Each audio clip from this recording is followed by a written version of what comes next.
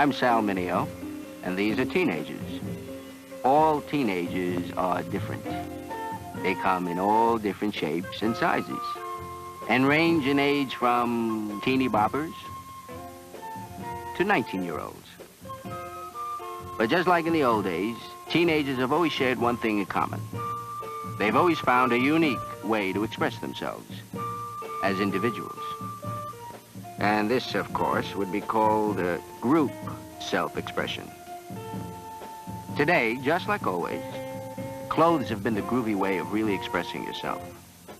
And teenagers can always be counted on to do something very original and very self-expressive. There's some girls who express themselves in the more simple look. Others do so in highly feminized slacks. And for hemlines, well, this may be the long and short of it. But how much shorter can a skirt get? Hair has always been very important. Yes, even with boys.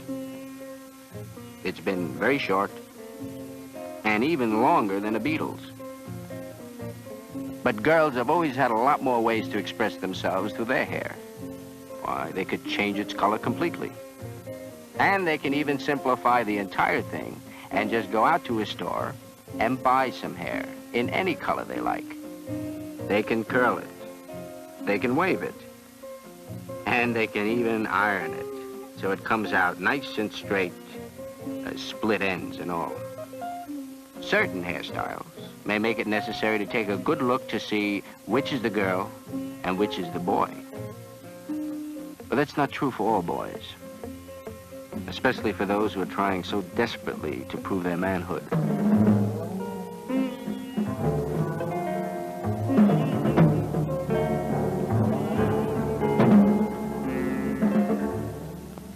However, the more personal, the more individual way to prove your manhood was to play chicken.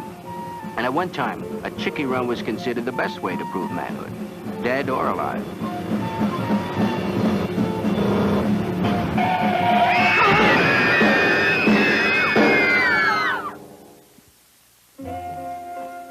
For girls, the matter of being chicken and proving yourself as a woman is still frequently based on accepting this kind of dare from a so-called friend. Yes, even adults admit it. Growing up isn't easy, especially if you try to keep up with the dares and fads of some of your more advanced friends. Two of the more advanced fads have to do with drugs. So why do you want to be down when you can be up? Please just try it once, okay? Now there's a brilliant argument for you. Why, with the help of a good, kind friend, you can be turned on, make the scene, blow grass, smoke reefers, or pot, joints, or Mary Janes. Those are just a few of the cool, groovy names for marijuana.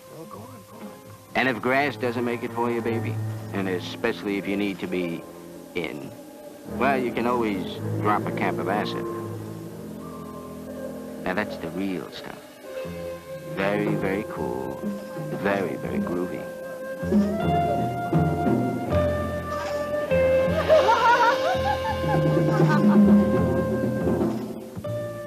Now, everybody who takes it admits that there's always the risk of a bad trip, a bummer, a freak out, even a flip out. But why be lame, baby? Give yourself a real kick. Yes, a kick in the head.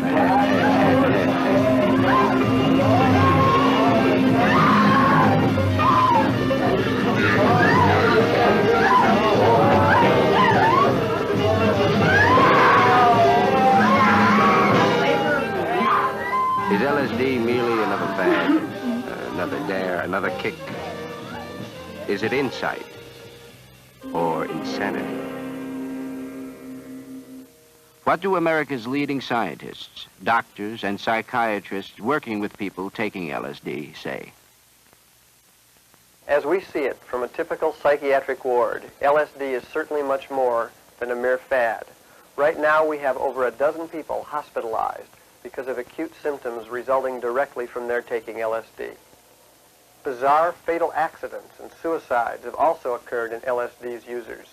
Because of this, we say, But LSD is not just a fad. People are seriously disturbed, some even dead. What is LSD? How does it work? When did it all begin? It all began in a laboratory very much like this one. In 1938, Dr. Albert Hofmann in Switzerland was looking for new drugs in the treatment of migraine headaches. He had been studying substances that came from the molds that grow on rye plants. Now, it turned out that these substances were of no use in the treatment of migraine headaches, but subsequent investigation showed that they are very fascinating indeed in the changes that they produce in our mental state. It was found that these substances could produce a change in mental state closely resembling some forms of insanity, in particular schizophrenia. However, more interest has centered on the very peculiar symptoms that the drug produces in the subject who is otherwise normal. Normal people react to LSD by seeing strange patterns of wildly moving colors.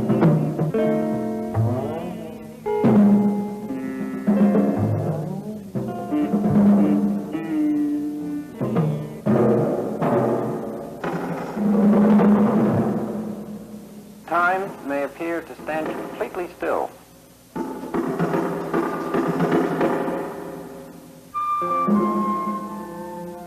Faces may appear and then melt away.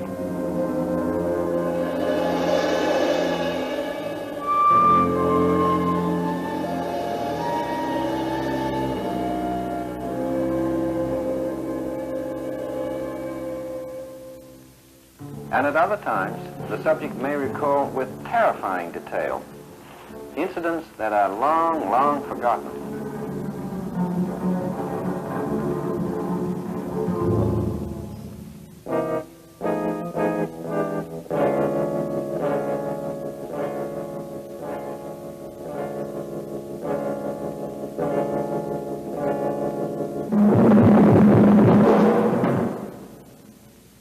At the same time, there is often a loss of the normal cause and effect relationships of things going on in the environment. And this leads to distortion of judgment.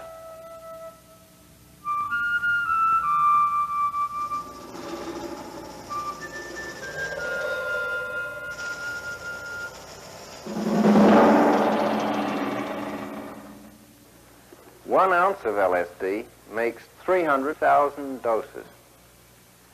An amount of LSD the size of an aspirin tablet can make 3,000 doses. The normal dose is 100 micrograms. An experienced chemist has no difficulty in making it at home.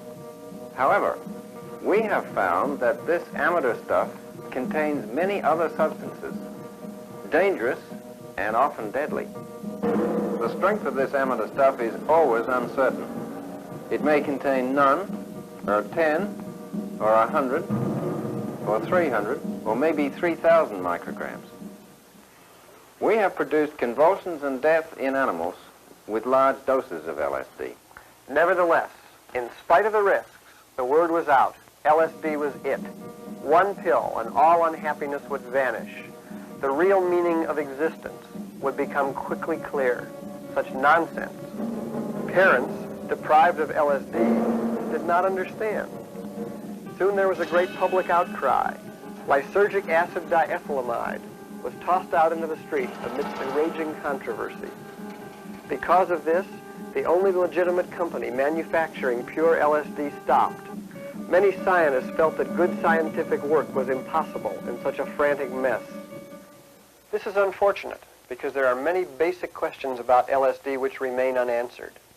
What are the long-term effects in the brain of LSD? Does it cause permanent damage? Some doctors are afraid that it does cause permanent damage, but at this time the facts remain unknown. Many wild and very unscientific claims have been made about LSD. I've spoken to a large number of young people, asking them, why do you take LSD? They've given me a variety of answers. The most frequent are the following. I took it the first time because I was curious. Under LSD, God's not a faraway idea. He's something that's right inside you that you're experiencing now. I took LSD for a kick. Man, LSD is like a vitamin for the brain. I mean, to expand your mind. LSD stimulates creativity in the brain. In other words, it expands your thought processes so that you can take in more. We gave a series of 50 tests to people before and after LSD. We found that at the end of 6 months following their LSD taking, that they were no more creative when we measured them than they were before they took the LSD. However, their feeling, their inner feeling of subjective creativity was there. This means, perhaps, that they may have an impression of creativity, but not creativity itself. Creativity is 90% perspiration and only 10% inspiration. And LSD doesn't enhance one's desire to perspire. LSD is a really groovy way to find out more about the things around you. LSD helps me understand the whole world better. LSD helps you to understand your own mind. It releases your mind to you. LSD is a way about finding out about yourself, about your own problems. What about the question of self-insight and self-awareness? Is it enhanced under LSD? Well, in over a dozen years of my own research, speaking with hundreds of young people and old, I found that their feeling that they had an increased awareness following LSD is not often borne out by their subsequent behavior. They do not seem to have changed their lifestyle for the better. Indeed, unfortunately, sometimes it is for the worse. On rare occasions, they may obtain valid insights. So often, though, all too often, they do not. While there are many things that we don't know about LSD, there are a few that we do know. And perhaps the most important one that we do know is that it is absolutely unpredictable who will have a bad experience from LSD or when they will have it. Some people have a bad experience the first time they take the drug. Others take it 30, 60, or even 100 times before their bad trip. And the bad trip? Instant insanity, often a never-never land of no return.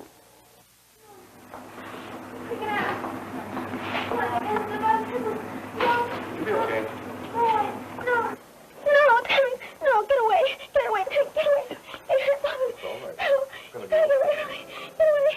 It's all right. Timmy, closer, Timmy, baby. Get that away. Get your hand off me. Get away. I want it. I'm freaking out. Come closer. Get away from me.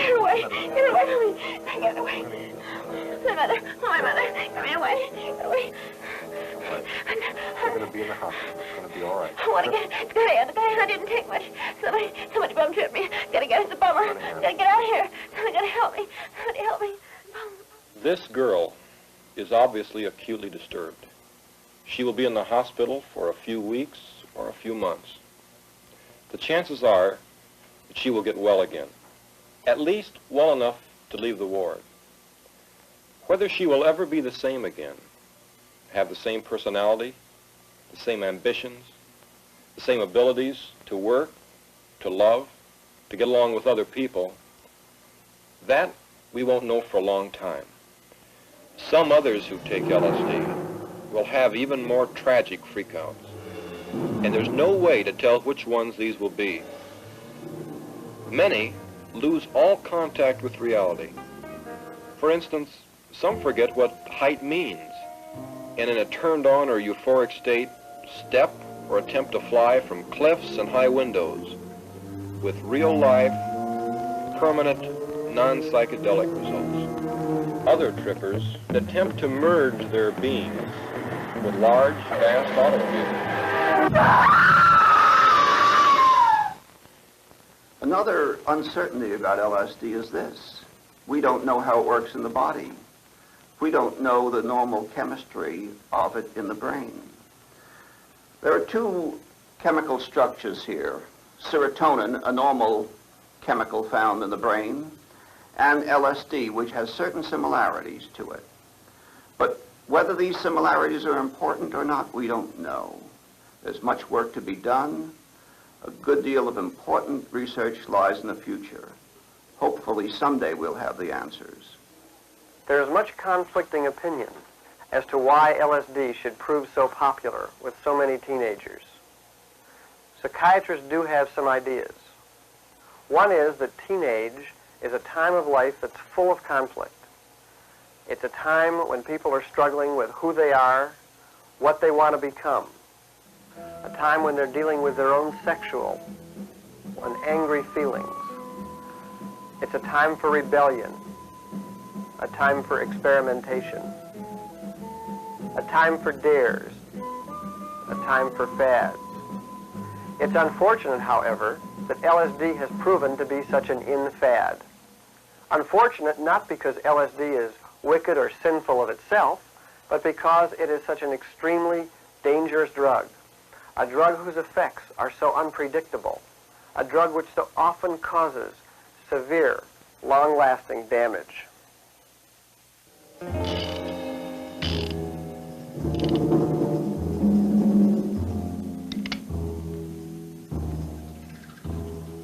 It's up to you. Taking LSD is much the same as playing Russian roulette. You spin the barrel with the one bullet in it, and you take a chance. Any one shot or several. Maybe an exciting and harmless kick. But each time you try, the odds keep growing against you. Until that final kick. It's up to you.